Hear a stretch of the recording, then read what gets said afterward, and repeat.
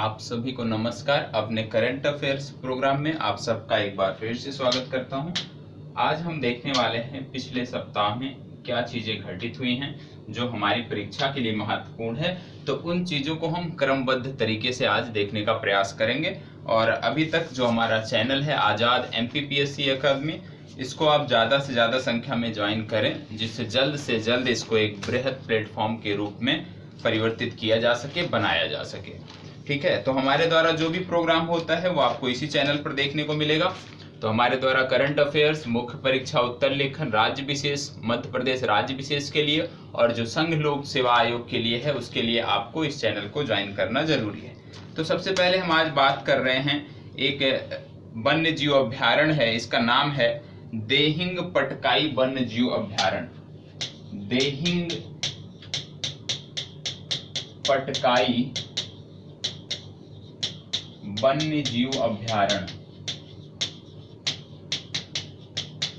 आप सभी जानते होंगे कि आप कोई भी परीक्षा दें, चाहे UPSC का दें, राज्य विशेष का दें या उसके अतिरिक्त भी कोई भी परीक्षा एक दिवसीय एग्जाम देते हैं जिसमें करंट अफेयर्स पूछे जाते हैं, तो आप देखते होंगे कि उसमें समसामयिक घटनाक्रम में जो प्रश्न आते हैं उनमें वन्य जीव अभ्यारण्य, राष्ट्रीय उद्यान, टाइगर रिजर्व से संबंधित प्रश्न जरूर आपको देखने को मिलते हैं। लेकिन शायद ही आपने ध्यान दिया हो कि ये जो भी प्रश्न होते हैं वो उस वर्ष के या उसके 2-3 महीने, एग्जाम के 2-3 माह पूर्व के घटनाक्रम में जो महत्वपूर्ण इस तरह के वन्य जीव अभ्यारण्य या राष्ट्रीय उद्यान या टाइगर रिजर्व रहते हैं उन्हीं का नाम पूछा जाता है। ठीक है, तो आपको पूरा रटने की जरूरत नहीं है कि भारत के सभी राष्ट्रीय उद्यान पता होना चाहिए, भारत के सभी वन्य जीव अभ्यारण्य पता होना चाहिए, यह जरूरी नहीं है। लेकिन जरूरी यह है कि जो समसामयिक घटनाक्रम में, जो समसामयिक में चल रहे हो राष्ट्रीय उद्यान, टाइगर रिजर्व, वन्य जीव अभ्यारण्य, उनके बारे में आपको विधिवत पता होना चाहिए, उनकी लोकेशन आपको पता होना चाहिए, किस लिए वो प्रसिद्ध है वो जानकारी आपको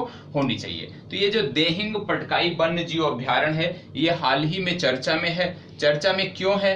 क्योंकि सबसे पहली बात इसकी अवस्थिति कहाँ है उस पर अभी हम आएंगे, लेकिन सबसे पहले यह समझते हैं कि ये चर्चा में क्यों है। तो आपको बता दूं कि national board for wild life, national board for wild life ये एक संस्था है। इसके द्वारा क्या किया गया है कि ये जो देहिंग पटकाई वन्य जीव अभ्यारण्य था, इसके एक सिरे में, इसके एक हिस्से में कोयले खनन के लिए अनुमति मांगी गई थी। मतलब कोयला के खनन से संबंधित सबसे पहले भूमि में जांच कराई गई थी, एक सर्वेक्षण कराया गया था कि इसमें क्या कोयला उपस्थित है। और जब पाया गया कि हाँ, इस वन्य जीव अभ्यारण्य के एक हिस्से में, एक विशेष हिस्से में कोयले का खनन किया जा सकता है, क्योंकि कोयला वहां पे बहुतायत मात्रा में सर्वेक्षण के द्वारा पाया गया। तो अब जो है इसमें कोयले के खनन को अनुमति दे दी गई है NVFW द्वारा। ठीक है, national board for wild life द्वारा अब देहिंग पटकाई वन्य जीव अभ्यारण्य के एक हिस्से में कोयले के खनन को मंजूरी दे दी गई है। अब कोयले के खनन क्यों मंजूरी दी गई है? तो आप जानते हैं कि कोयले से संबंधित, खनन से संबंधित भारत में जो भी गतिविधियां होती हैं उसको नियंत्रित कौन करता है? कोल इंडिया करता है। ठीक है, कोल इंडिया द्वारा भारत में कोयले से संबंधित, कोयले के खनन विपणन से संबंधित जो भी गतिविधियां होती हैं उसको कोल इंडिया नियंत्रित करता है। अब कोल इंडिया नियंत्रित करता है तो सबसे पहले कोल इंडिया एक महारत्न कंपनी है, ये आपको पता होना चाहिए। ठीक है, और कोल इंडिया जब महारत्न कंपनी है तो आपको पता होना चाहिए कि इसके CEO कौन है, इसके डायरेक्टर वर्तमान समय में कौन है, ये भी आपको पता होना चाहिए। तो वर्तमान समय में प्रमोद अग्रवाल इसके प्रमुख है, ये भी पता होना चाहिए आपको।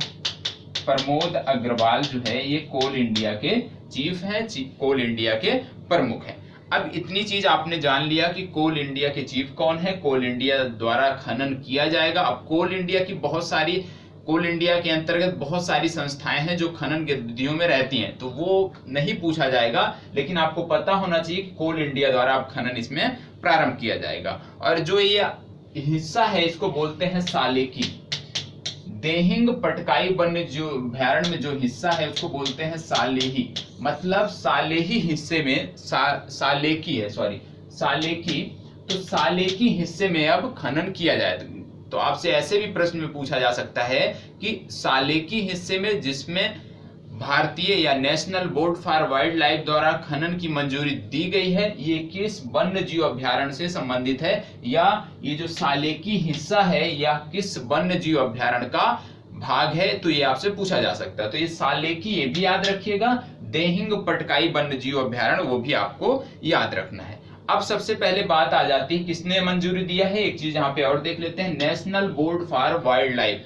अब यहाँ पे आपको ये भी पता होना चाहिए कि ये जो national board for wild life है, ये किस मंत्रालय के अंतर्गत आता है। तो ये जो है केंद्रीय वन, पर्यावरण एवं जलवायु परिवर्तन मंत्रालय के अंतर्गत आता है। अब आपका होमवर्क है, क्या है होमवर्क आपका, पहले प्रश्न में होमवर्क दिया जा रहा है कि केंद्रीय वन एवं पर्यावरण एवं जलवायु परिवर्तन मंत्री हमारे कौन है। ठीक है, केंद्रीय वन, पर्यावरण एवं जलवायु परिवर्तन मंत्री हमारे कौन है, वो आप बताएंगे, क्योंकि मैंने इतना बता दिया कि ये national board for wild life के अंतर्गत आता है। अब आगे बढ़ते हैं और आगे हम देखते हैं कि ये कहां पर है, किस राज्य में है। तो सबसे पहले आपको बता दूं कि ये जो है ये असम राज्य में है। ठीक है, अब असम राज्य में है, तो असम राज्य में कहां पर है, डिब्रूगढ़ है। ठीक है, तो डिब्रूगढ़ और एक है तिक्कन सुनिया। ठीक है, तो डिब्रूगढ़ और ये जो हमारा एक दूसरा जिला है तिनसुकिया, तो तिनसुकिया और डिब्रूगढ़ दोनों से ये सीमा अपनी साझा करता है, मतलब दोनों जिलों में ये विस्तारित है। अब असम में है, तो असम में 3-4 राष्ट्रीय उद्यान है, महत्वपूर्ण है। कौन कौन सा, सबसे पहला आता है काजीरंगा, मानस, फिर आता है नामेरी, फिर आता है ओरंग। ये 4 आपको, और एक और है डिब्रू सखोवा। तो ये 5 आपको याद होना चाहिए। ठीक है,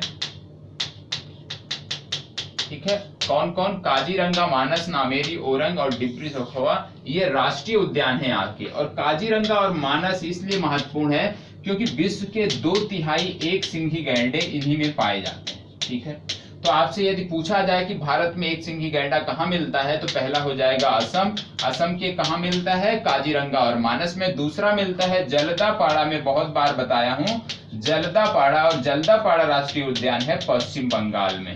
ठीक है, तो भारत में एक सिंघी गैंडे 2 जगह पे मिलते हैं, पश्चिम बंगाल और असम में, ये आपको पता होना चाहिए। इसके अतिरिक्त आपको ये भी पता होना चाहिए कि असम में इस समय एक ज्वर आया है, नाम है सूकर ज्वर, या इसको बोलते हैं क्लासिकल स्वाइन फीवर। ठीक है, सूकर ज्वर या क्लासिकल स्वाइन फीवर, ये क्यों महत्वपूर्ण है, इसकी वजह से असम राज्य में हजारों सुअरों की मौत हुई है। ठीक है, असम में बड़ी संख्या में सुअर पाले जाते हैं, सुअर का पालन किया जाता है, तो हजारों, लगभग 1500, अब ये आंकड़ा भी और बढ़ेगा, तो लगभग हजारों, मतलब 1000 से ज्यादा सुअरों की मौत हुई है। किसकी वजह से, सूकर ज्वर की वजह से। और सूकर ज्वर को दूसरा नाम कहते हैं क्लासिकल स्वाइन फीवर, तो ये भी आपको पता होना चाहिए। तो इसी तरह से आपको जोड़ के देखना है। और जब असम की बात आ रही है तो आपको तुरंत पता होना चाहिए माजुली द्वीप ब्रह्मपुत्र नदी। ठीक है, माजुली द्वीप जो ब्रह्मपुत्र नदी से संबंधित है, विश्व का सबसे बड़ा नदीय द्वीप है, ये भी आपको पता होना चाहिए। और जब आपने माजुली द्वीप देख लिया तो आपको पता होना चाहिए कि असम में 2 पुल बनाए गए हैं। पहला था बोगीबील पुल, और दूसरा था हमारा भूपेन हजारिका सेतु। अब इस तरह की पुल इस समय बहुत, बॉर्डर रोड ऑर्गेनाइजेशन जो हमारी संस्था है, उसके विभिन्न मिशन है, और विभिन्न मिशनों के तहत बहुत सारे पुल पूरे भारत में बन रहे हैं। तो पुल से जुड़ा हुआ प्रश्न भी इस समय आपकी परीक्षा के लिए महत्वपूर्ण है। तो इस पुल से जुड़े हुए में क्या पूछा जा सकता है कि किस नदी पर बना है या किन 2 क्षेत्रों को जोड़ता है। तो बोगीबील की बात करें तो ये धेमाजी को जोड़ता है डिब्रूगढ़ से। किसको जोड़ता है, धेमाजी को जोड़ता है डिब्रूगढ़ से। और ये जो भूपेन हजारिका सेतु है, इसका दूसरा नाम भी था, आपने जानते हैं, सुना होगा, ढोला सादिया ब्रिज। तो ये ढोला को सादिया से जोड़ता है, ठीक है, तो ढोला को सादिया से जोड़ता है भूपेन हजारिका सेतु, धेमाजी को डिब्रूगढ़ से जोड़ता है बोगीबील पुल। अब आपका दूसरा होमवर्क है कि आप बताएंगे भूपेन हजारिका कौन थे। भूपेन हजारिका के नाम पर ढोला सादिया ब्रिज का नाम रखा गया है। तो आपको ये भी पता होना चाहिए कि भूपेन हजारिका कौन से, ये किस क्षेत्र विशेष से संदर्भित थे, किस क्षेत्र विशेष में ये प्रख्यात थे। तो भूपेन हजारिका कौन थे ये भी आप बताएंगे। ठीक है, तो पुल के बारे में हमने देख लिया। अब आगे बढ़ते हैं और देखते हैं दूसरा प्रश्न। दूसरा प्रश्न हमारा जो है दूसरा टॉपिक है वो है कृषि कल्याण अभियान। कृषि कल्याण अभियान ये महत्वपूर्ण है इस समय। कृषि कल्याण अभियान, ये कृषि कल्याण अभियान है क्या? सबसे पहली बार इसको क्या पहली बार चालू किया गया है? नहीं, ये 2018 में प्रारंभ किया गया था कृषि मंत्री द्वारा, और वर्तमान में हमारे केंद्रीय कृषि मंत्री हैं नरेंद्र सिंह तोमर। नाम पता होना चाहिए, जो हमारे कैबिनेट मंत्री हैं उनके नाम भी आपको पता होना चाहिए। तो नरेंद्र सिंह तोमर ये जो है हमारे कृषि मंत्री हैं। इसको 2018 में प्रारंभ किया गया था। अब इसका तीसरा चरण चालू किया गया है। ठीक है, तीसरा चरण प्रारंभ किया गया है। अब तीसरा चरण प्रारंभ किया गया है, तो इस चरण में क्या क्या गतिविधियां होंगी इस योजना के तहत, ये आपको जानना आवश्यक है। तीसरे चरण में इसमें 17 लाख किसानों को प्रशिक्षित करने का लक्ष्य है। 17 लाख किसानों को प्रशिक्षित करने का लक्ष्य है। अब आपको जानना है कि ये जो 17 लाख किसान होंगे ये कहां से होंगे, किसी एक क्षेत्र विशेष से, एक राज्य विशेष से, या पूरे भारत से, ये आपको जानना महत्वपूर्ण है। तो आपको बता दें कि इसमें जो है 112 आकांक्षी जिले हैं। 112 आकांक्षी जो जिले हैं हमारे, उन्हीं आकांक्षी जिलों में से प्रत्येक आकांक्षी जो जिला है हमारा, उसमें से 25 गांव लिए जाएंगे। प्रत्येक आकांक्षी जिले में से 25 गांव लिए जाएंगे। ठीक है, और ये जो 25 गांव हैं, इनकी आबादी 1000 से ज्यादा होनी चाहिए। ठीक है, तो सबसे पहली बात इसमें क्या है, तीसरे चरण में 17 लाख किसानों को प्रशिक्षित करने का लक्ष्य है। कहां से? भारत के जो आकांक्षी जिले हैं, 112 आकांक्षी जिले हैं, उन्हीं में से इनका चयन किया जाएगा। दूसरी बात है कि इस आकांक्षी जिलों में जो 1000 से ज्यादा आबादी वाले 25 गांव हैं, 1000 से ज्यादा आबादी वाले जो 25 गांव हैं, उन्हीं में यह कार्यक्रम चलाया जाएगा। ठीक है, जहां 25 से कम गांव हैं, जहां 1000 आबादी वाले 25 से कम गांव होंगे, वहां पे क्या किया जाएगा कि सभी गांवों को जोड़ा जाएगा। मैक्सिमम कितना? 25।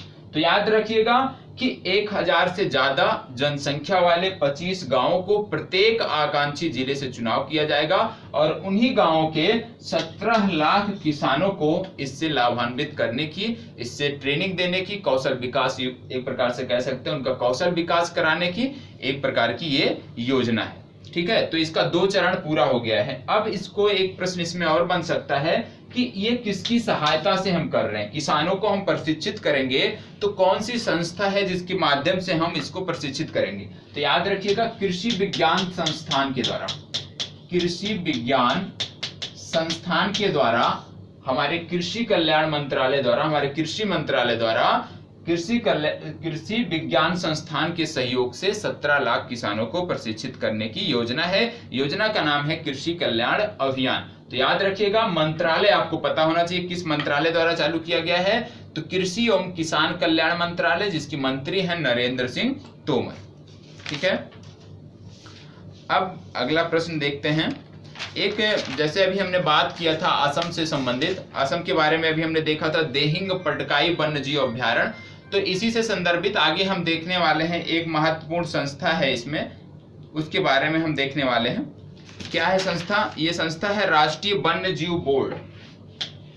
राष्ट्रीय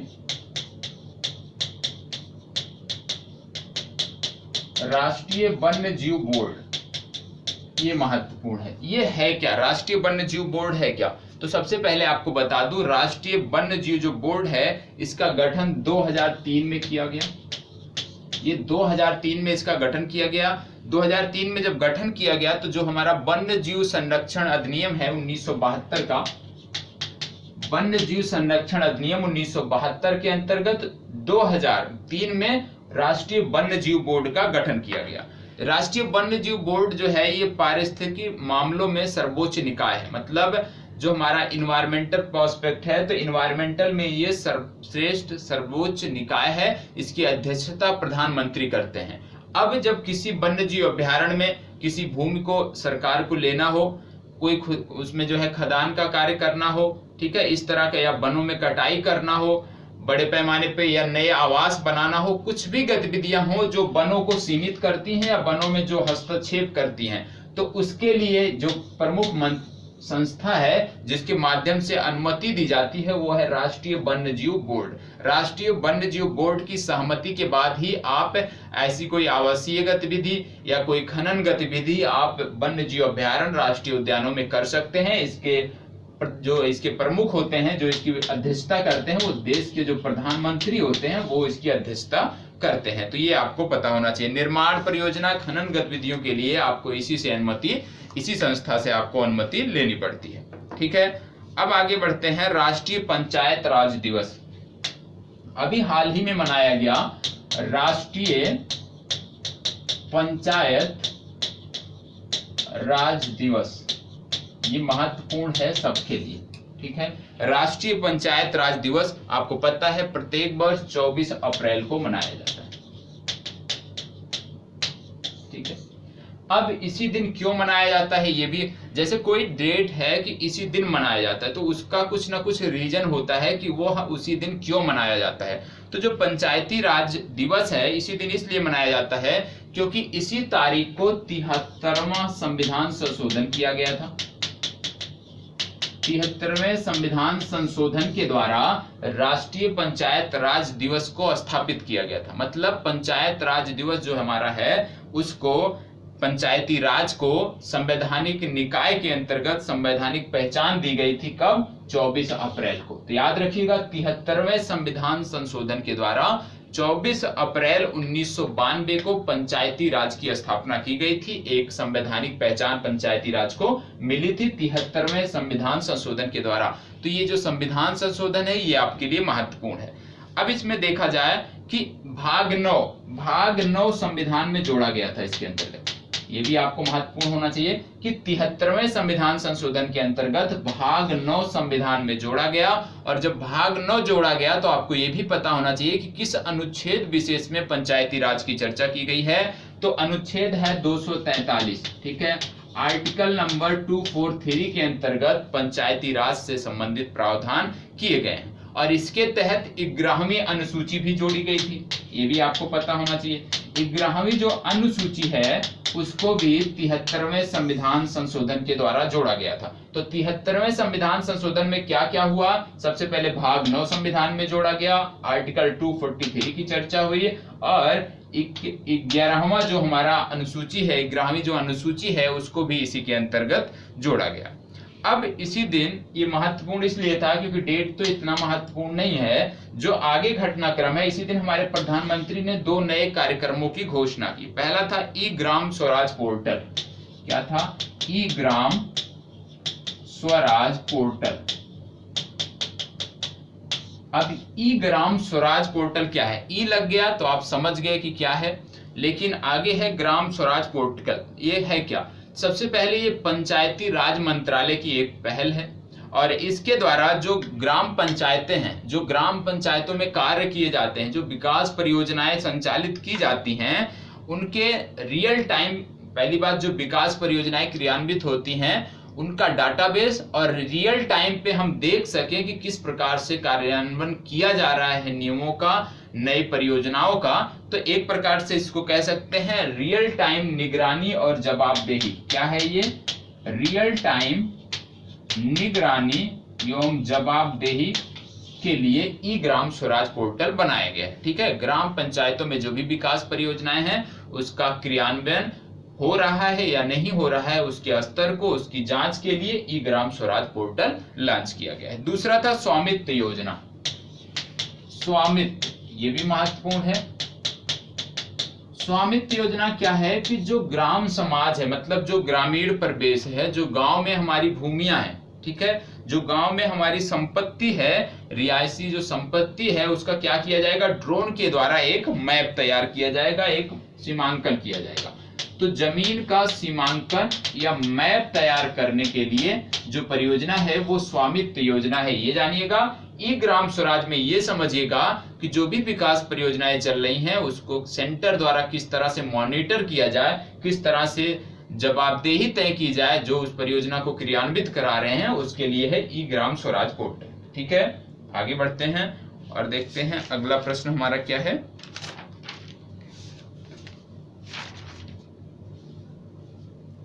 आगे बढ़ते हैं, सेनकाकू द्वीप एक है, सेनकाकू द्वीप। अब आपको पता होना चाहिए कि ये सेनकाकू द्वीप है कहां पे। तो सेनकाकू द्वीप जो है ये चर्चा में इसलिए है, सबसे पहली बात, क्योंकि जापान और चीन इस पे अधिकार को लेकर संघर्षरत हैं। ठीक है, तो सेनकाकू द्वीप जापान और चीन के बीच विवादित हिस्सा है। इस द्वीप को लेकर चीन और जापान में लगातार संघर्ष चल रहा है। वर्तमान समय में इस पे बहुत ज्यादा विवाद बढ़ गया है। तो सेनकाकू जापान और द्वीप के बीच, जापान और चीन के बीच स्थित एक द्वीप है जिस पर दोनों देश अधिकार के लिए संघर्षरत हैं। ठीक है, अब जापान और चीन के बीच है, आप अवस्थिति जान लिया। अब चीन की है तो चीन की मुद्रा है रेनमिनबी। ठीक है, ये आपको पता होना चाहिए। शी जिनपिंग यहाँ के राष्ट्रपति है, राजधानी है बीजिंग, ये आपको पता होना चाहिए। जापान आपके लिए महत्वपूर्ण है। कैसे? जापान के बारे में यदि हम देखें तो सबसे पहले जापान की राजधानी क्या है? टोक्यो। यहाँ के प्रधानमंत्री हैं शिंजो अबे। यहाँ की मुद्रा है जापानी येन। ये चीज, तीन चीज तो सबको क्लियर होगी। ठीक है, अब आगे जो बताने जा रहे हैं वो महत्वपूर्ण। जापान के बारे में आप देखते होंगे होक्काइडो, होन्शु, ये जो द्वीप हैं जापान के, ये आपके लिए महत्वपूर्ण हो जाते हैं। जैसे होक्काइडो, होन्शु, शिकोको और क्यूशु, ये चार द्वीप हैं। शिकोको, क्यूशु, ये चार द्वीप आपके लिए महत्वपूर्ण है। सबसे पहले इनका क्रम मैंने सही लिख दिया है कि सबसे पहले जो द्वीप पड़ता है उत्तर से दक्षिण के क्रम में होक्काइडो, होन्शु, शिकोकू और क्यूशु। ठीक है, इसमें जो हमारा शिकोकू है ये सबसे छोटा द्वीप है और होन्शु जो है ये सबसे बड़ा द्वीप है। ये आपको पता होना चाहिए। ठीक है, सबसे बड़ा कौन सा है, सबसे छोटा कौन सा है। अब महत्वपूर्ण क्या है, इसमें बहुत बार बताया हूं, एक बार फिर से रिवीजन कर देता हूं, बहुत दिनों बाद मौका मिला है। सबसे पहले सेंदई, कुछ प्रमुख शहर हैं जो होन्शु पर स्थित हैं। Nagoya, Kyoto, Yokohama, Tokyo. Sendai, Nagoya, Kyoto, Yokohama, Tokyo, Osaka, Minamata, Osaka, Minamata, mount Fuji और है इतना द्वीप, ये नाम है। ठीक है, और ये जो सारे नाम है, जो शहरों के नाम है, ये होन्शु द्वीप पर स्थित है। क्यूशु पर एक प्रमुख शहर है नागासाकी। ठीक है, अभी हम इसकी चर्चा करेंगे। ठीक, इस पे एक शहर है स्पायरो, इतना महत्वपूर्ण नहीं है लेकिन याद रखिएगा स्पायरो। अब ये जो शहर हैं जापान के, जैसे Sendai, Nagoya, Kyoto, Yokohama, Tokyo, Osaka, Minamata, सबसे जुड़े हुए कुछ तथ्य हैं जो इन्वायरमेंटल पर्सपेक्ट में आपके लिए महत्वपूर्ण है। पर्यावरण की दृष्टि से, पर्यावरण से जो प्रश्न पूछे जाते हैं उसके लिए महत्वपूर्ण है। कैसे? सेंदई जो है, सेंदई में एक फ्रेमवर्क, एक समझौता हुआ था जिसको नाम दिया गया था सेंदई फ्रेमवर्क। ये संबंधित था डिजास्टर रिस्क रिडक्शन से। डिजास्टर रिस्क, ये सब इंटरनेशनल, अंतरराष्ट्रीय समझौते हैं। डिजास्टर रिस्क रिडक्शन से संबंधित समझौता सेंदई में हुआ था जिसको सेंदई फ्रेमवर्क नाम दिया गया था। दूसरा था नागोया प्रोटोकॉल। नागोया प्रोटोकॉल आपने नाम सुना होगा यदि आज अच्छे से आपने पर्यावरण का अध्ययन किया है तो। जेनेटिक रिसोर्स को बंटवारे के लिए, मतलब जो आनुवांशिक संसाधन है उनके बंटवारे के लिए अगली पीढ़ी को कैसे दिया जाए उससे संबंधित एक समझौता है। तो जेनेटिक रिसोर्स से संबंधित है, आनुवांशिक संसाधनों से संबंधित नागोया प्रोटोकॉल। क्योटो प्रोटोकॉल सब जानते हैं, जलवायु परिवर्तन से समझौता है, जलवायु परिवर्तन से संबंधित। फिर बात आती है याकोहामा। याकोहामा में कोविड-19 जब स्टार्ट हुआ था, यहाँ पे एक शिप रोका गया था जिसपे बहुत सारे लोग थे, हजारों की संख्या नहीं, हजारों नहीं कह सकते, सैकड़ों की संख्या में लोग थे, जिसमें कुछ कोरोना पॉजिटिव लोग भी थे। तो वो जो जहाज था वो याकोहामा तट पर ही रोका गया था। तो प्रश्न आपसे पूछा जा सकता है कि योकोहामा जो शहर है वो जापान के किस द्वीप पर स्थित है, तो आपको बताना पड़ेगा। टोक्यो क्या है, राजधानी शहर है, ये भी कहां पे है, होन्शु पे। ठीक, फिर आता है ओसाका। G20 अभी समिट हुई थी हाल ही में जो 2019 में, तो G20 समिट ओसाका में हुई थी। नेक्स्ट कहां पे होगी, सऊदी अरब में, अगली सऊदी अरब में होगी। ठीक है, मिनीमाता, मरकरी से संबंधित एक समझौता था, मिनीमाता कन्वेंशन, मरकरी से संबंधित एक समझौता था, कि ये भी आपको पता होना चाहिए। मिनीमाता कन्वेंशन किससे संबंधित है, मरकरी से, पारे की यूज से संबंधित। फिर आता है माउंट फूजी। माउंट फूजी एक पर्वत शिखर है, ये भी कहां पे है, होन्शु द्वीप पे। तो जापान से संबंधित जो शहर हैं वो आपके लिए इन्वायरमेंट की दृष्टि से, पर्यावरण की दृष्टि से किसी ना किसी कारणवश महत्वपूर्ण हैं, तो उनसे नाम आपको पता होना चाहिए, किस द्वीप पर स्थित है और उनसे संबंधित कौन सा अंतरराष्ट्रीय समझौता हुआ है, ये भी आपको पता होना चाहिए। फिर बात आती है हिरोशिमा। हिरोशिमा भी यहीं पे है, ये भी आपको पता होना चाहिए। हिरोशिमा जो शहर है, हिरोशिमा, वो भी इसी पर है। ठीक है, होन्शु पर है। और हिरोशिमा और नागासाकी पर यहाँ पे 6 अगस्त और यहाँ पे 9 अगस्त को परमाणु बम गिराया गया था। ठीक है, अब यहाँ पे पता होना चाहिए कि जो 6 अगस्त को हिरोशिमा पर परमाणु बम गिराया गया था उसका क्या नाम था, उसका नाम था लिटिल बॉय, ये आपको पता होना चाहिए।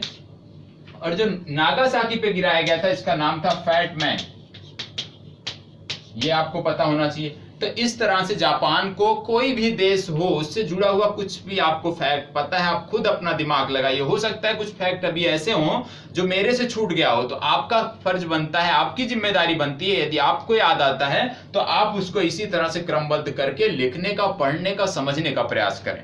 ठीक है, अब बात आ जाती है, अब आगे बात करते हैं हम। सबसे पहले क्या है, फ्राइडेज फॉर फ्यूचर। फ्राइडेज एक मुहिम है, Fridays for future, Fridays for future, Hindi में लिखना था, गलती हो गई। फ्राइडेज फॉर फ्यूचर एक मुहिम है, और ये पूछा जा सकता है कि ये जो मुहिम है किस क्षेत्र विशेष से संदर्भित है, किस क्षेत्र विशेष के लिए है। तो फ्राइडेज फॉर फ्यूचर ये जो मुहिम है ये संबंधित है इन्वायरमेंट से। ठीक है, पर्यावरण से संबंधित है। ठीक, एक प्रश्न तो हमारा निकल गया कि फ्राइडेज फॉर फ्यूचर क्या है, पर्यावरण से संबंधित एक मुहिम है, एक आंदोलन है, पर्यावरण से संबंधित एक आंदोलन है। अब दूसरी बात आती है कि इसका नेतृत्वकर्ता कौन है। इस फ्राइडेज फॉर फ्यूचर ये जो हमारा आंदोलन है पर्यावरण से संबंधित, इसका नेतृत्वकर्ता कौन है, तो आपने नाम सुना होगा ग्रेटा थनबर्ग। ग्रेटा थनबर्ग ये इसकी नेतृत्व करता है, और ग्रेटा थनबर्ग कहाँ की है, स्वीडन की है। ठीक है, स्वीडन की छात्रा है ग्रेटा थनबर्ग।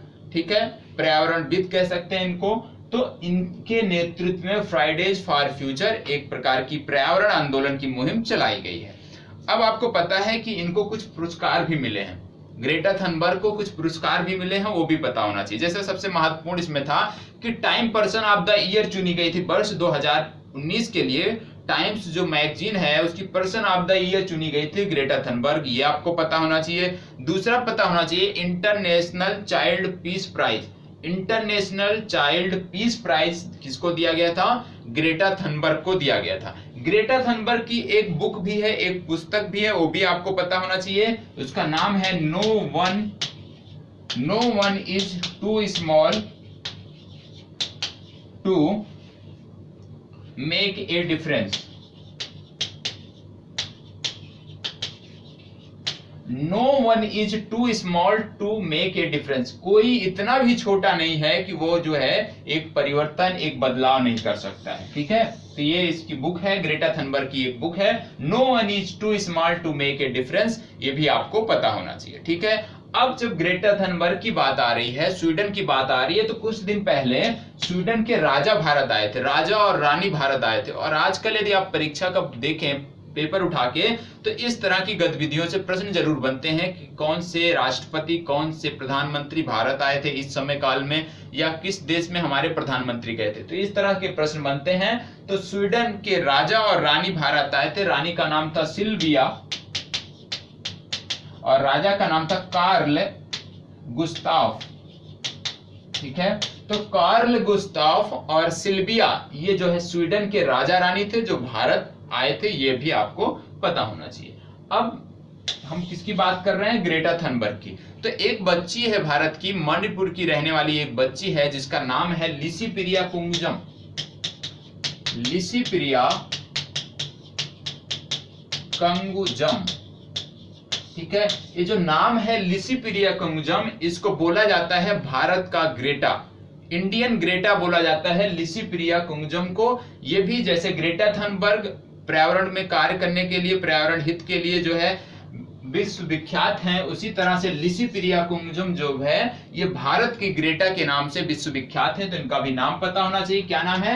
लिसिप्रिया कुंगजम। कहाँ की रहने वाली है? मणिपुर की रहने वाली है, मणिपुर की रहने वाली है, ये आपको पता होना चाहिए, ठीक है। आपसे पूछा जा सकता है कि भारत की ग्रेटा कौन है, तो लिसिप्रिया कुंगजम भारत की ग्रेटा है। इसके बाद हम बात कर लेते हैं एनटीपीसी से संबंधित कुछ फैक्ट हैं। तो एनटीपीसी से संबंधित फैक्ट की बात हम कर लेते हैं। क्या फैक्ट है एनटीपीसी से संबंधित? सबसे पहले एनटीपीसी का फुल फॉर्म क्या होता है? तो आप जानते हैं नेशनल थर्मल पावर कॉर्पोरेशन इसका फुल फॉर्म होता है। और वर्तमान समय में गुरदीप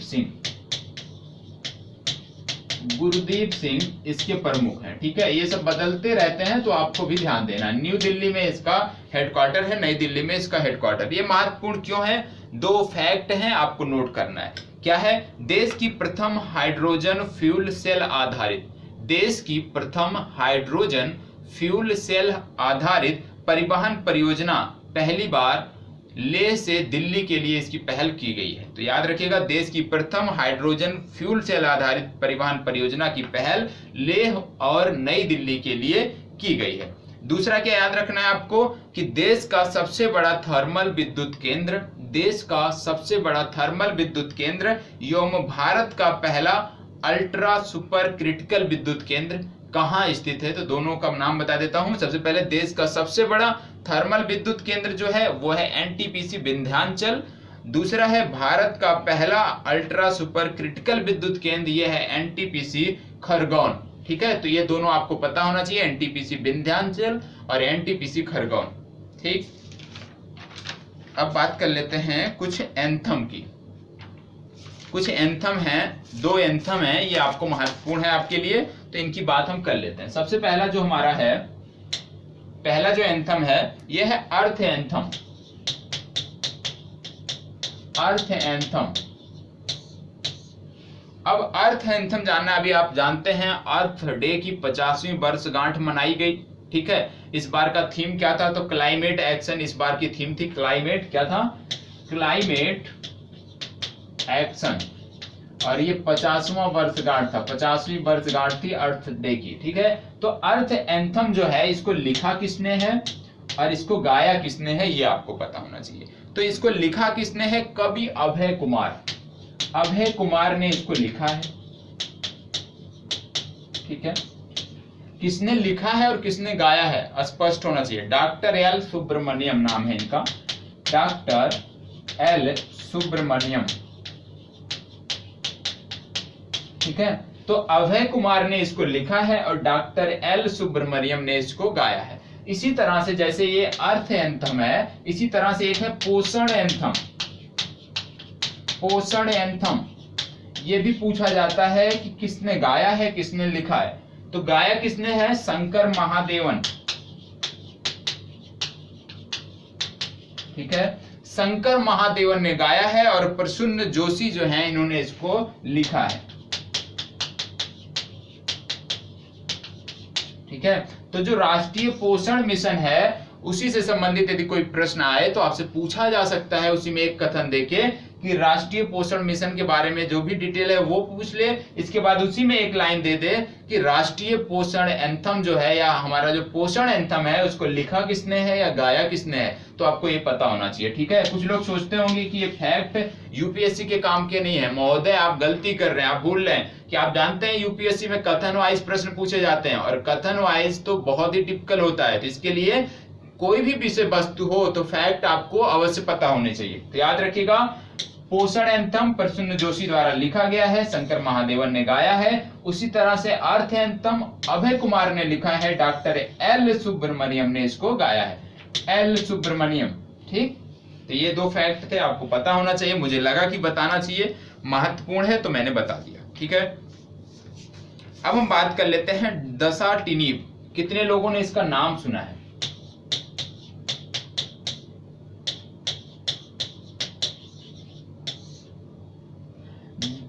दसाटिनिब एक दवा है, ये कितने लोगों ने इसका नाम सुना है? तो ये जो दवा है दसाटिनिब, ये किस चीज की दवा है? सबसे पहले ये जो दसाटिनिब है ये है कैंसर की दवा। ठीक है, कैंसर की जेनेरिक दवा है, जेनेरिक मेडिसिन है। आप जानते हैं जो जेनेरिक मेडिसिन होती है उस पर कोई ब्रांड नहीं होता है और मार्केट में सस्ती बिकती है। तो अभी हाल ही में एक कंपनी ने कैंसर की जो दवा उसने बनाई थी उसको जेनेरिक मेडिसिन घोषित कर दिया, तो उसका नाम है दसाटिनिब। तो दसाटिनिब जो है ये हो गई कैंसर की दवा। अब जब हम बात कर रहे हैं मेडिसिन की, तो दो तीन हम याद कर लेते हैं। पहला क्या? Bacillus Calmette Guerin, bacillus Calmette Guerin. ये जो बैसिलस कैलिमर-ग्यूरिन है ये टीबी की एक दवा है, तो ये भी आपको पता होना चाहिए। ठीक है, टीबी की एक दवा है बैसिलस कैलिमर-ग्यूरिन। इसके अतिरिक्त क्या आप जानते हैं कि एक इस समय प्रोटीन चर्चा में है, इसका नाम है डिकोय, DECOY, डिकोय प्रोटीन। ये जो डिकोय प्रोटीन है ये होता क्या है? तो जो डिकोय प्रोटीन है ये वायरस को आकर्षित करता है और वायरस को आकर्षित कर नष्ट करता है। याद रखिएगा, डिकोय प्रोटीन जो है ये वायरस को आकर्षित करता है और आकर्षित करने के बाद उसको नष्ट करने वाला एक प्रोटीन है। तो डिकोय प्रोटीन भी आपके लिए महत्वपूर्ण है। इसके अतिरिक्त मलेरिया की बात होती है, आप जानते हैं अभी हाल ही में विश्व मलेरिया दिवस मनाया गया। ठीक है, 25 अप्रैल को मनाया जाता है विश्व मलेरिया दिवस। ठीक, और विश्व मलेरिया दिवस मनाया गया, तो आपको पता होना चाहिए भारत के परिप्रेक्ष्य में हम मलेरिया उन्मूलन का लक्ष्य कब का रखा है। तो भारत के परिप्रेक्ष्य में हमने बोला है कि 2027 तक हम मलेरिया मुक्त हो जाएंगे। ठीक है, मलेरिया मुक्त हो जाएंगे, लेकिन 2030 तक हम मलेरिया को समाप्त करेंगे। टारगेट है कि 2027 तक मलेरिया मुक्त करना है, लेकिन 2030 तक इसको जड़ से समाप्त कर देना है। ये भारत का टारगेट है, तो ये आपको पता होना चाहिए। ठीक है, और विश्व मलेरिया दिवस की थीम भी आपको पता होना चाहिए, तो इसका है zero malaria start with me. विश्व मलेरिया दिवस की थीम थी zero malaria start with me. ये इस बार की विश्व मलेरिया दिवस की थीम थी, तो ये भी आपको पता होना चाहिए, zero malaria start with me. और आप जानते हैं कि डेंगू, मलेरिया की बात हो रही है तो डेंगू की भी बात कर लेते हैं। डेंगू की एक वैक्सीन बनाई गई थी जिसका नाम था डेंग वैक्सिया, डेंग वैक्सिया। ठीक, तो आपसे पूछा जाए डेंग वैक्सिया किसकी दवा है, तो ये डेंगू की दवा है। इसको बनाया है सनोफी पास्चर नामक कंपनी ने, फ्रांस की एक कंपनी है। इसके अतिरिक्त एक आप याद रखिएगा, क्या याद रखना है? आप जानते हैं पिछले दिनों कोल्ड बेस्ट पीसी एक कफ सिरप होती थी, जिसमें उसमें जो तत्व होता है रसायन की अधिकता के कारण जम्मू कश्मीर में बहुत सारे बच्चे मारे गए थे, छोटे बच्चे। तो वो कौन सा रसायन था? Diethyl glycol. तो याद रखिएगा, diethylene glycol, diethylene glycol. ठीक है, तो डाई इथाइलिन ग्लाइकोल जो कोल्ड बेस्ट पीसी नामक दवा थी उसमें बहुतायत मात्रा में, ज्यादा मात्रा में था, जिससे कुछ बच्चों की मौत भी हुई थी। तो इतने फैक्ट थे इससे संबंधित। उम्मीद करता हूं समझाने में सफल हो पाया हूं, अच्छा लग रहा होगा आपको। तो चलिए बात कर लेते हैं आगे हम बात करेंगे नूर की। नूर नाम काफी चर्चा में है इस समय। ये नूर है क्या? ये नूर है क्या, सबसे पहले इसके बारे में देखेंगे। और यदि करंट अफेयर अच्छा लगता है तो प्लीज पहला काम आपका क्या है? लाइक। दूसरा काम आपके व्हाट्सएप ग्रुप होंगे उसमें शेयर करिए। तीसरा काम आपका है कमेंट। यदि आपको अच्छा लगता है तो कमेंट आवश्यक है और लाइक करना आवश्यक है। ठीक है, और यदि आपको अच्छा लगता है लाइक और शेयर करते, कमेंट करते हैं, तो निश्चित रूप से आप शेयर करेंगे। हम उम्मीद कर सकते हैं कि आप शेयर करते भी होंगे। तो नूर के बारे में देखते हैं, नूर है क्या? सबसे पहले नूर बता दूं कि ये पहला सैन्य उपग्रह है। मतलब क्या है, ये एक सैन्य उपग्रह है। अब ये सैन्य उपग्रह है तो किस देश का है, ईरान का है, इसलिए महत्वपूर्ण है। ठीक है, क्योंकि ईरान विवादित है, लगातार चर्चा में रहता है। तो सैन्य उपग्रह नूर जो है ये ईरान का पहला सैन्य उपग्रह है। अब ईरान का है तो इसको छोड़ा कहां से गया, इसको छोड़ा से कहां से गया ये भी महत्वपूर्ण है। तो ये छोड़ा गया है मध्य रेगिस्तान या दस्त-ए-काबिर बोलते हैं इसको, दस्त-ए-काबिर या मध्य रेगिस्तान। तो यदि आपसे पूछा जाए कि दस्त-ए-काबिर रेगिस्तान कहां है तो ये भी आपको पता होना चाहिए। कहां पे है, ईरान में है। यहीं पे ईरान की बात हो रही है तो यहाँ पे है एक माउंट दमावंद। ठीक है, माउंट दमावंद ये भी पूछा जाता है अक्सर कि माउंट दमावंद कहां है। माउंट दमावंद भी ईरान में है, दस्त-ए-काबिर मरुस्थल भी ईरान में है। मध्य एशिया मरुस्थल भी इसको कहते हैं, मध्य रेगिस्तान मरुस्थल भी इसको कहते हैं, या तो दस्त-ए-काबिर। यहीं से ईरान ने अपने नूर उपग्रह को प्रक्षेपित किया। तो इससे 3-4 प्रश्न आपके निकल के आ गए और उनके उत्तर भी आपको मिल गए। और यदि हम देखें तो ईरान, आप देखते होंगे ईरान की अवस्थिति जब ऐसे देखते होंगे तो ऐसे यूएई का पड़ता है दुबई। तो यहाँ पे एक जल संधि है और ये जल संधि जो है इसको बोलते हैं हॉर्मुज जल संधि। और हॉर्मुज जल संधि जो है फारस की खाड़ी और ओमान की खाड़ी को आपस में जोड़ती है। किसको जोड़ती है, फारस की खाड़ी और ओमान की खाड़ी को आपस में जोड़ती है। कौन सा, हॉर्मुज जल संधि। ठीक है, और हॉर्मुज जल संधि इसलिए चर्चा में भी है, इस पे मैंने एक उत्तर लेखन भी आपको बताया था। ठीक है, क्या, अबू मूसा द्वीप, याद आया किसी को, अबू मूसा द्वीप अभी कल के उत्तर लेखन में बताया था। अबू मूसा द्वीप जो है ये भी हॉर्मुज जल संधि के पास में ही स्थित है, एक प्रकार से कह ले, या फारस की खाड़ी में स्थित है अबू मूसा द्वीप। और अबू मूसा द्वीप यूएई और ईरान के बीच विवाद का विषय है। दोनों इस पर कब्जा के लिए, इस पे अधिकार के लिए आपस में संघर्षरत हैं। तो अबू मूसा द्वीप भी आपको पता होना चाहिए। ठीक है, इतनी चीज आपने देख लिया। अब हम कुछ और बात इसी में कर लेते हैं। क्या आप जानते हैं ये सैन्य उपग्रह है। ठीक है, उपग्रह की बात हो रही है तो आपको पता है कि पहले अरबी अंतरिक्ष यात्री कौन है, हजा अल मंसूरी। इनका भी नाम आपको पता होना चाहिए, हजा अल मंसूरी। ये गल्फ के खाड़ी के पहले अंतरिक्ष व्यक्ति हैं, हजा अल मंसूरी पहले अरबी अंतरिक्ष यात्री हैं। और आपको पता है hope probe mission, hope probe ये जो मिशन है ये मंगल मिशन है, किस देश का है, यूएई का है। तो ठीक है, ये भी आपने देख लिया कि यूएई का मिशन है, होप प्रोब मंगल मिशन है। और जो हजा अल मंसूरी हैं ये यूएई के ही अंतरिक्ष यात्री हैं, लेकिन ये पहले अरबी अंतरिक्ष यात्री हैं, नाम है हजा अल मंसूरी। अब इसी में कुछ चीजें और आपको देखना है, क्या क्या देखना है वो मैं बता रहा हूं। ठीक है, इसी में जोड़ के कुछ चीजें और देख लेते हैं। चीन, अभी हाल ही में जब हम मंगल की बात कर रहे हैं तो चीन ने भी बोला भैया हम भी मंगल मिशन भेजेंगे, और इसका नाम भी रख दिया। इसने क्या नाम रख दिया, तियानवेन फर्स्ट। ठीक है, किस रॉकेट से भेजेगा, लॉन्ग मार्च। ये जो रॉकेट है लॉन्ग मार्च, ये आपसे पूछा जा सकता है कि लॉन्ग मार्च रॉकेट का उपयोग कौन सा देश करता है या किस देश की अंतरिक्ष एजेंसी करती है। तो लॉन्ग मार्च जो रॉकेट है इसका प्रयोग चीन करता है। और तियानवेन फर्स्ट जो है ये चीन का मंगलयान मिशन होगा, इसका नाम इन्होंने रखा है। ठीक है, और आपको बता दूं कि एक टेलीस्कोप है, नाम है हबल, हबल टेलीस्कोप। किसका है, नासा का है। महत्वपूर्ण क्यों है, 30 वर्ष पूरे कर लिए। ठीक है, तो हबल टेलीस्कोप जो नासा का है इसने अपने 30 वर्ष संचालन के पूरे कर लिए। ठीक है, और नासा की बात हो रही है तो एक आपको पता होना चाहिए, क्या, केपलर 1649c, केपलर 1649c ये क्या था, ये जो है नासा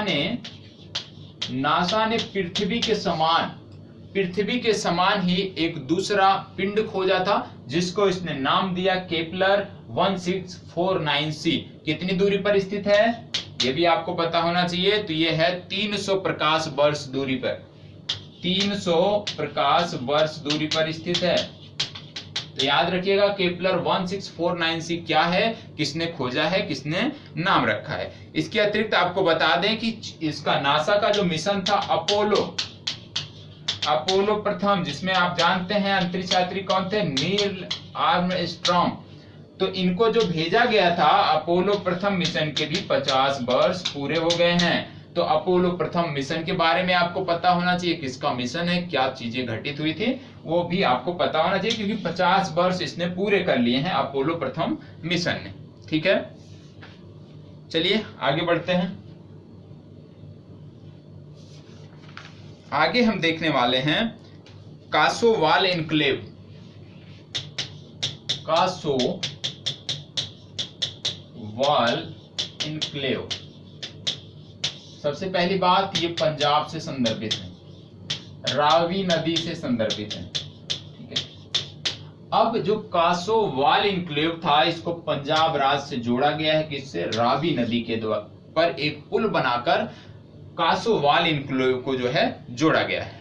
अब इसको जो बनाया किसने है, BRO बॉर्डर रोड ऑर्गेनाइजेशन ने बनाया है, प्रोजेक्ट चेतक के अंतर्गत। बहुत सारे प्रोजेक्ट हैं, ये महत्वपूर्ण नहीं है, पूछा नहीं जाएगा कि किस प्रोजेक्ट के अंतर्गत जोड़ा इसने, लेकिन आपको पता होना चाहिए प्रोजेक्ट चेतक के अंतर्गत BRO ने कासोवाल एन्क्लेव को पंजाब से जोड़ा है, इस रावी नदी पर एक पुल बनाया गया है। ठीक है, अब पहले भी जुड़ा था, लेकिन क्या होता था, बारिश में जो पुल था वो अस्थायी पुल था, बारिश में बह जाता था, लेकिन अब अस्थायी पुल बना दिया गया है। ठीक है, अब जब पुल की बात हो रही है तो आपको पता है मैंने बोला था बसंतर, उज और बसंतर, ये दो पुल बनाए थे बॉर्डर रोड ऑर्गेनाइजेशन ने, कहा में, जम्मू कश्मीर में। यदि इसके जिले पूछे जाएं कि उज कहाँ बना है, बसंतर कहाँ बना है, तो उज बना था कठुआ जिले में और बसंतर बना था सांभा जिले में। इसके बाद आता है दापोरिजे पुल, दीपोरिजे पुल की बात हो रही है तो सारा पुल रिवीजन करवा देंगे जो महत्वपूर्ण है। तो दापोरिजो या दीपोरिजो जो पुल है ये कहाँ पे बना है, सबसे पहली बात ये बना है कहाँ पे, अरुणाचल प्रदेश में,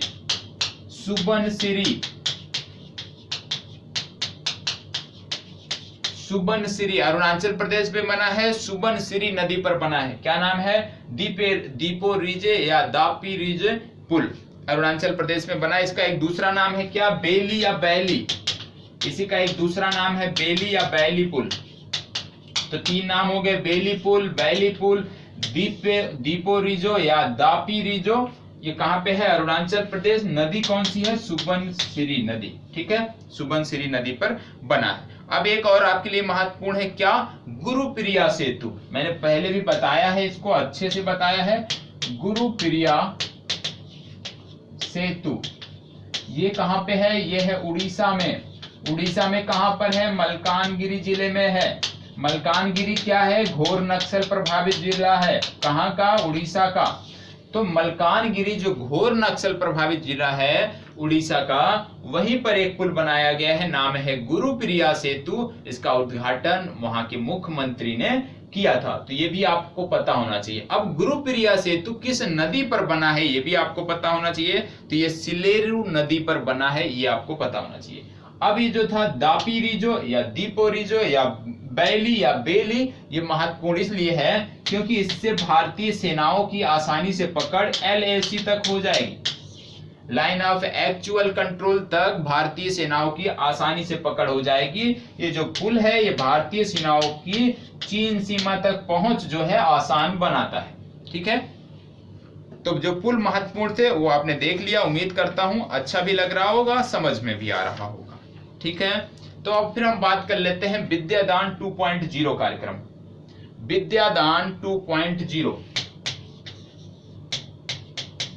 विद्यादान 2.0 जल्दी से हमें खत्म करना है 10 मिनट में, क्योंकि ये जो टाइम इसमें सेट है 1 घंटे बाद वीडियो फिर से बनने लगती है।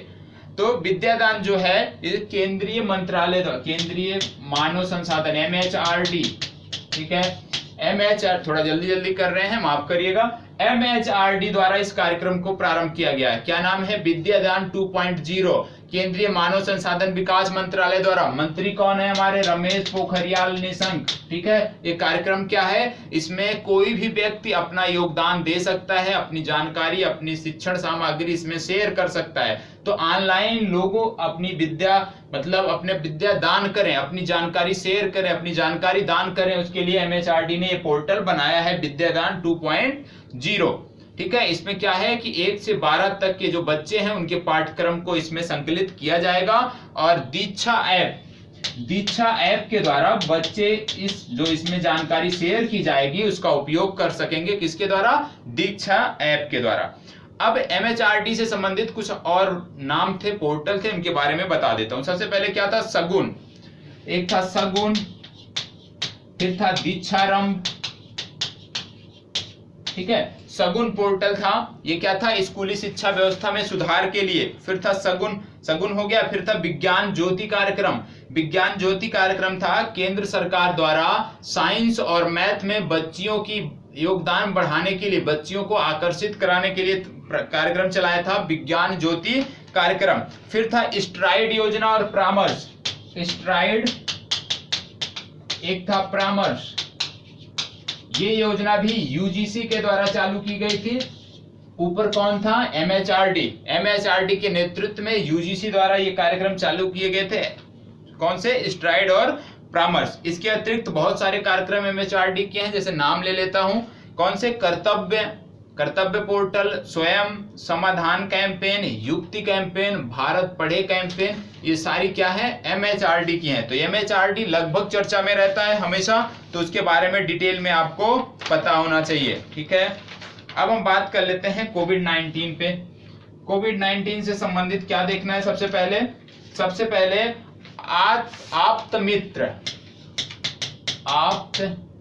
मित्र ये कर्नाटक राज्य सरकार द्वारा एक पोर्टल बनाया गया है। इसमें आप कोविड-19 से संबंधित जानकारी इमरजेंसी पे आप जो है अपनी डाटा यहाँ पे उपलब्ध कराएंगे, सरकार आपको मदद देगी। तो आप्त मित्र कर्नाटक राज्य सरकार ने प्रारंभ किया है। फिर बात आती है प्लाज्मा थेरेपी। आप जानते हैं कि दिल्ली में प्रारंभ हो गई है कोविड-19 के लिए। तो किस अस्पताल ने सबसे पहले किया है? मैक्स अस्पताल है दिल्ली का। मैक्स अस्पताल में प्लाज्मा थेरेपी सफल रही, ये आपको पता होना चाहिए कोविड-19 से संबंधित। इसके बाद जो लोग डॉक्टरों पे हमला करते थे, डॉक्टरों को पीट देते थे, उनको सबक सिखाने के लिए भारत सरकार ने कदम उठाया और जो महामारी रोग अधिनियम था हमारा, एपिडेमिक डिजीज एक्ट जो था 1897 का, उसमें हमने एक क्या कर दिया? एक अध्यादेश लाया है। और अध्यादेश में क्या कर दिया कि यदि कोई भी व्यक्ति किसी डॉक्टर पे हमला करता है या किसी डॉक्टर पर, किसी समुदाय, किसी जो है या समाज में कहीं भी उस पर हमला होता है इस दौरान, तो 30 दिनों के अंदर, ये याद रखिएगा, 30 दिनों के अंदर पुलिस को अपनी जांच कंप्लीट कर उसको रिपोर्ट सौंपनी होगी और 1 वर्ष के अंदर इस पर कोर्ट का जो है फैसला आ जाएगा। मतलब समय रहते हुए जल्द से जल्द त्वरित निपटारा होगा इस प्रकार के केसों का जो डॉक्टर पे हमले दिन प्रतिदिन बढ़ रहे हैं। 30 दिन में और 1 वर्ष, ये दोनों चीजें आपको याद रखना है। इसके बाद बात आता है संयम। संयम क्या है? संयम एक प्रकार का ऐप है। संयम, इसमें क्या है? ये जो संयम ऐप है इसको पुणे म्युनिसिपल बोलते हैं ना, म्युनिसिपालिटी, तो म्युनिसिपल कॉर्पोरेशन द्वारा, पुणे म्युनिसिपल कॉर्पोरेशन द्वारा इसको प्रारंभ किया गया है संयम ऐप को। इसमें क्या है कि जिनको क्वारंटाइन हम करते हैं, बहुत सारे लोग उसको पालन नहीं करते, घर से निकल के टहलते हैं, जिनको हम क्वारंटाइन में रखते हैं, तो ऐसे लोगों को निगरानी रखने के लिए संयम ऐप उपलब्ध किया है पुणे ने। और आप जानते हैं कि महाराष्ट्र में इस समय बहुत ही विकराल स्थिति हो रही है इसकी, तो उसी से निपटने के लिए संयम ऐप है। इसमें 3 जोन बनाए गए हैं। कौन कौन से? रेड, येलो, ये आपके लिए महत्वपूर्ण नहीं है, रेड, येलो और ग्रीन। रेड जोन मतलब अगर कोई सीमा एक बनाई गई है, व्यक्ति इससे बाहर नहीं जाएगा, तो इसको बोलते हैं ग्रीन। एक फिर दूसरी सीमा है कि मैक्सिमम आप यहां तक जा सकते हैं, उसको बोलते हैं येलो। और एक है रेड, मतलब इस घेरे से बाहर यदि आप निकले तो आप रेड सीमा में चले गए, रेड रीजन में चले गए, तो आपको क्या होगा? आपके ऊपर कानूनी कार्रवाई की जाएगी। और पुणे ने क्या किया है कि अब वहां की एक टीम बनाई है और टीम समय समय पर जाकर क्वारंटाइन वाले जो लोग हैं उनसे जाकर मिलती है कि वो अपने आप को क्वारंटाइन रख रहे हैं या नहीं रख रहे हैं। वर्तमान समय में इसकी बहुत आवश्यकता है। ठीक है, फिर बात आती है कोविड इंडिया सेवा। कोविड इंडिया सेवा जो है केंद्रीय स्वास्थ्य एवं परिवार कल्याण मंत्रालय द्वारा जारी की गई है। इसमें क्या है, रियल टाइम पारदर्शी ई गवर्नेंस सेवाओं को उपलब्ध कराना, नागरिकों को रियल टाइम ई गवर्नेंस सेवाओं को उपलब्ध कराने के लिए कोविड इंडिया सेवा केंद्रीय स्वास्थ्य एवं परिवार कल्याण मंत्रालय द्वारा प्रारंभ की गई है। ठीक है, अब एक लास्ट बनता है, क्या है, कोविड-19 से संबंधित क्या है इसके बारे में देख लेते हैं, इसी के लिए समय बचाया हूं। कोविड-19 से संबंधित क्या है, देखिए आप जानते हैं डीआरडीओ ने एक मोबाइल पैथोलॉजी बनाया है। मतलब आप कोविड-19 से जुड़े हुए जो मरीज हैं, जो व्यक्ति जिनको हम मान रहे हैं कि ये व्यक्ति प्रभावित हो सकता है, उसकी जांच हम कहीं भी कर सकते हैं। मोबाइल का मतलब होता है कि ऐसी लेबोरेटरी जिसको हम कहीं भी ले जा सकें, एक जगह से दूसरे जगह उसका परिवहन कर सकें। तो ऐसी लेबोरेटरी किसने बनाया है, डीआरडीओ ने। और इसके माध्यम से 1000 लोगों के जांच एक दिन में हो सकती है। एक दिन में 1000 से 2000 सीमा है, कम से कम 1000, मैक्सिमम 2000 लोगों की जांच हम इस मोबाइल लेबोरेटरी के माध्यम से कर सकते हैं। बनाया किसने है, डीआरडीओ ने, ये आपको पता होना चाहिए। अब डीआरडीओ ने बनाया है तो आपको पता है डीआरडीओ के प्रमुख हैं जी सतीश रेड्डी। 19 में कब इसकी स्थापना हुई थी, 1958 में। ठीक है, ये आपको पता होना चाहिए, 1958 में इसकी स्थापना हुई थी। बलस्य मूलम विज्ञानम इसका आदर्श वाक्य है।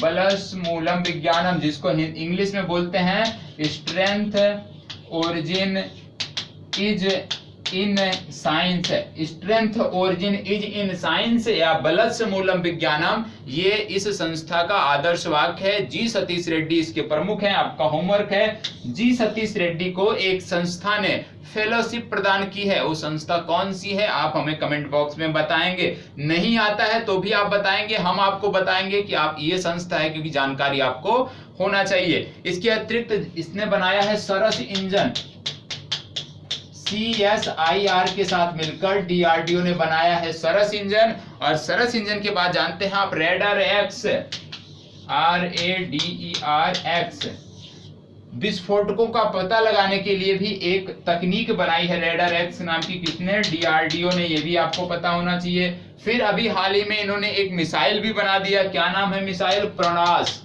एक प्रणास मिसाइल भी बनाया है डीआरडीओ ने। ठीक है, और ये प्रणास मिसाइल किसका स्थान लेगी, प्रहार मिसाइल का। ठीक है, तो कंफ्यूजन नहीं करना है, प्रहार मिसाइल का स्थान लेगी प्रणास मिसाइल, ये आपको पता होना चाहिए डीआरडीओ से जुड़ा हुआ। तो डीआरडीओ से जुड़ा हुआ जो फैक्ट था, प्रयास किया है आपको बताने का। और आज के लिए करंट अफेयर्स में बस इतना ही। फिर मिलते हैं जो साप्ताहिक घटनाक्रम होंगे उनके साथ। तब तक के लिए आप सब ऐसे ही बने रहें हमारे साथ, ज्यादा से ज्यादा लाइक करें, शेयर करें और कमेंट करें। इसके अतिरिक्त क्या है, अपना भी ख्याल रखें, परिवारजनों का भी ख्याल रखें। ठीक है, अपनी तरफ से पूरा प्रयास किया है जानकारी आप तक उपलब्ध कराने का। अब आपका बनता है, जिम्मेदारी आपकी बनती है कि आप रिव्यू करें कि आपको सही जानकारी पहुंच रही है या नहीं। कुछ सुधार चाहते हैं तो उसके भी बारे में बताएं, और जो भी अतिरिक्त जानकारी चाहते हैं उसके लिए आप कमेंट बॉक्स में मैं आपको एक लिंक दे दूंगा, टेलीग्राम लिंक, उस पर आप अपनी क्वेरी जो भी होगी वो आप वहां से पूछ सकते हैं। आपकी निश्चित रूप से जब भी समय मिलेगा आपको उसका जवाब दिया जाएगा। तो यहीं पे चर्चा समाप्त करते हैं। नमस्कार। प्लीज ज्यादा से ज्यादा शेयर करिएगा, जिससे जल्द से जल्द एक बड़े प्लेटफॉर्म के रूप में आजाद एमपी PSC को विकसित किया जा सके और स्थापित किया जा सके। धन्यवाद।